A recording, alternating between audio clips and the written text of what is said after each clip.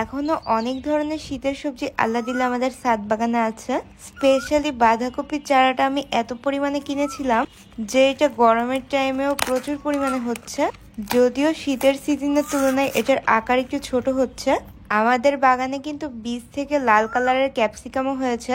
এটার কালার পুরোপুরি আসেনি দেখে এটা তুললাম না। আর নেক্সট ঈদের টাইমে যখন বাড়িতে যাব তখন অবশ্যই এটা তুলবো। আমাদের বাগানের টমেটোর কথা আর কি বলবো, মাশাআল্লাহ এত সুন্দর সুন্দর টমেটো।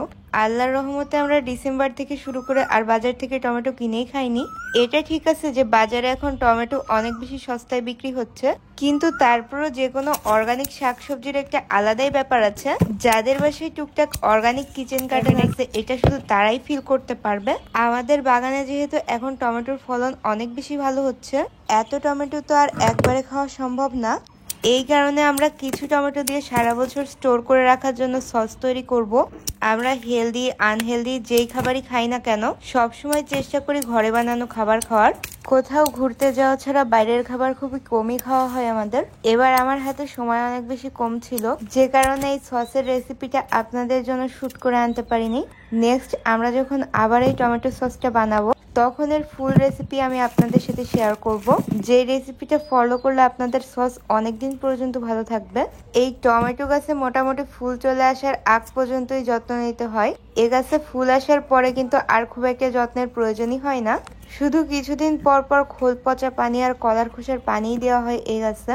আর আমরা আমাদের প্রত্যেকটা গাছের মাটি যেভাবে রেডি করি এই গাছের মাটিও কিন্তু আমরা একইভাবেই রেডি করে থাকি। সকল প্রকার অর্গানিক সার এবং মাটিকে সুন্দরভাবে চেলে এই মাটিটা আমরা প্রসেস করি।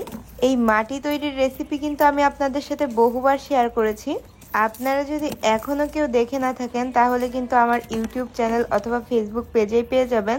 আমরা সেম প্রসেস ফলো করেই কিন্তু প্রত্যেকটা গাছই লাগাই।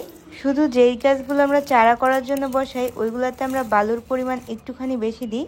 আজকে আমাদের বাগানের মোটামুটি অনেকগুলো বিটরুটই হারভেস্ট করে ফেলবো। আলহামদুলিল্লাহ এবছর শীতে আমরা একদমই বিটরুট কিনে খাইনি, কিন্তু গরম আসলে কিন্তু এই বিটরুটগুলো আবার মাটিতে খেয়ে দেয়।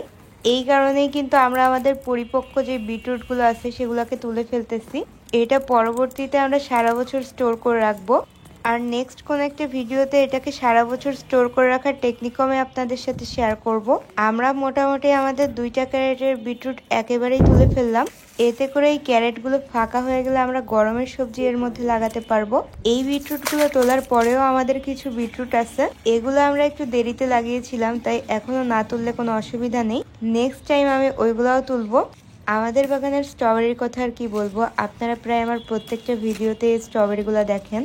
আর এর যত্নের ব্যাপারেও আমি আপনাদের সাথে সবসময় শেয়ার করার চেষ্টা করি। আপাতত যেহেতু গরম পড়ে যাচ্ছে এই কারণে কিন্তু স্ট্রবেরির আকারগুলোও বেশ ছোট হয়ে যাচ্ছে। সাধারণত ডিসেম্বর জানুয়ারির দিকে যে স্ট্রবেরিগুলো হয় ওইগুলো বেশ বড় হয়, তারপরে ধীরে ধীরে কিন্তু এর আকার তুলনামূলকভাবে ছোট হতে থাকে। অনেকের কাছে এই স্ট্রবেরি খেতে একদমই ভালো লাগে না। আমি মনে করি সেটা সম্পূর্ণ আপনার ব্যক্তিগত ব্যাপার। আমাদের সবার মুখের রুচি কিন্তু এক না। আমার কাছে আমার বাগানের স্ট্রবেরি ড্রাগন ফল সবকিছুই আলহামদুলিল্লাহ অনেক ভালো লাগে। আর নট অনলি স্ট্রবেরি, যেহেতু আমার বাগানের প্রত্যেকটা ফলই একদম ফরমালিন মুক্ত, একদম কোনো প্রকার রাসায়নিক সারই আমরা আমাদের কাছে ব্যবহার করি না, তাই এগুলো আমাদের স্বাস্থ্যের জন্য অনেক বেশি ভালো। আমার 3টা কালারফুল ঝুড়ি একদমই রেডি। স্ট্রবেরি, গোলাপ, টমেটো, বাঁধাকপি, বিটরুট, আজকে অনেক কিছুই আমরা হারভেস্ট করলাম। এই বিটরুটের কালারটা কাটার পরে আমার অনেক বেশি ভালো লাগে।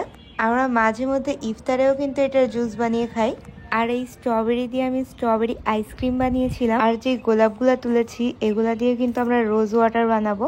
এছাড়াও কিন্তু আমাদের বাগানের গোলাপ আমাদের অনেক বেশি কাজে লাগে। প্রত্যেকটা ফুল ফলের কালারই মাশাআল্লাহ অনেক বেশি সুন্দর। আর মাশাআল্লাহ আমি যে পরিমাণে টমেটো তুলেছি এই ঝুড়িটা এখন এক হাতে তোলা সম্ভব না।